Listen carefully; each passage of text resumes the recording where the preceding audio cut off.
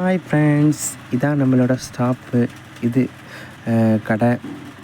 இது ஒரு 2000 முதலீடு போட்டு வச்சுருக்கேன். படிச்சுக்கிட்டே நம்மளால் ஒரு பிஸ்னஸ் பண்ண முடியுமா அப்படிங்கிற ஒரு தாட் இருந்துச்சு. அப்புறம் எங்கள் அம்மா அப்பாட்ட சொன்னேன். எங்கள் அம்மா அப்பா வந்து வேணான்னாங்க. அப்புறம் ஒரு 2000 வச்சுருந்தேன். அதை எடுத்து போட்டிருக்கேன். இப்போ முதலீடாக போட்டிருக்கேன்.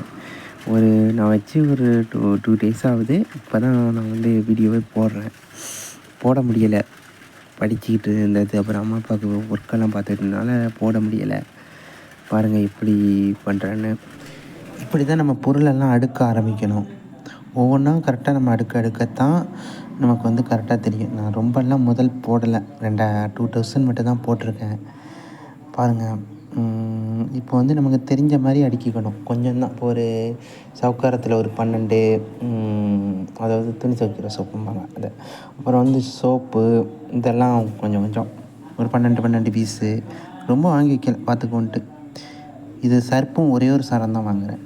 என்ன ஒரு 10 இது விற்றா ஒரு 5 ரூபா 6 ரூபா கிடைக்கும், அவ்வளோதான். மேற்பட்டியும் இதையும் ஒன்றா வச்சுட்டேன். இதுதான் நம்ம ஸ்டாப்பை பார்த்துங்க. ஒவ்வொன்றா அடுக்கிறதுக்கு ஈஸியாக இருக்கும்.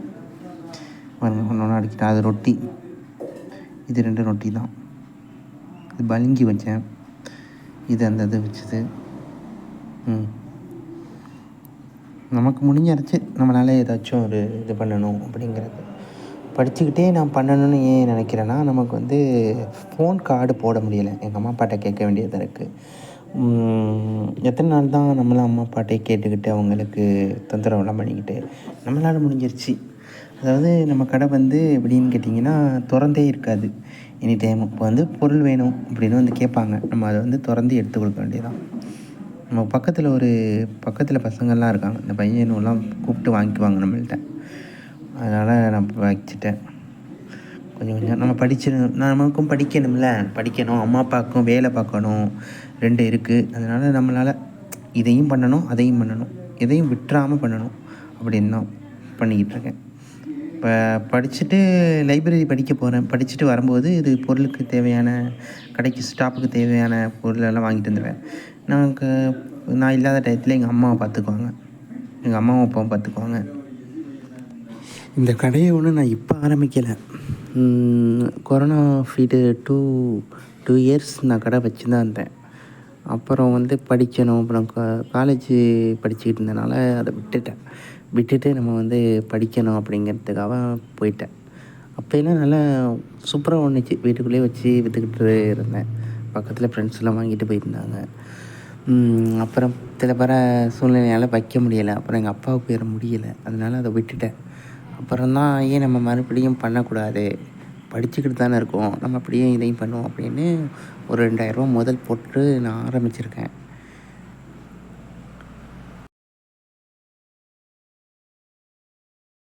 அதாவது நம்மளுக்கு என்ன வேணுமோ அதை நம்ம செய்யணும். ஊர் 1000 சொல்லும். நம்ம வேலையை நம்ம பாடி செஞ்சுட்டு போய்கிட்டு இருந்தோம்னு வைங்களேன். கழுத வேலை செய்யும், மனுஷன் வேலையை செய்வோம். நம்ம வேலையை செஞ்சுட்டு போயிட்டோம்னா ஜெயிச்சுட்டே. சொல்கிற மாதிரியே நம்ம வேலையை நம்ம செஞ்சுக்கிட்டே இருக்கணும். ஜெயிக்கிறோம் தோக்குறோம் இல்லை, நமக்கு பிடிச்சதை நம்ம பண்ணிக்கிட்டே இருக்கோம். நமக்கு பிடிச்சதை பண்ணி நம்ம கெத்தாக தோற்று போய் நின்னாலும் பிரச்சனையே இல்லை, ஓகேவா?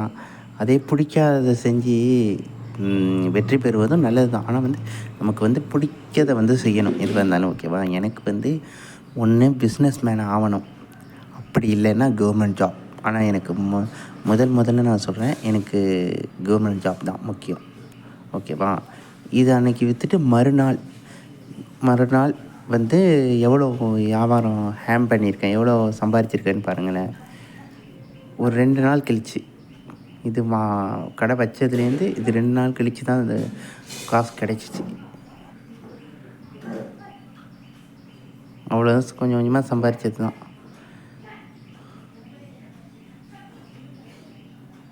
கொஞ்சம் கொஞ்சமாக சம்பாரித்து சேர்த்தது தான் அந்த காசு. மொத்தமாக 345 ரூபா இருக்குது. சில்லறை காசு தனியாக இருக்குது. இவ்வளோ தான்.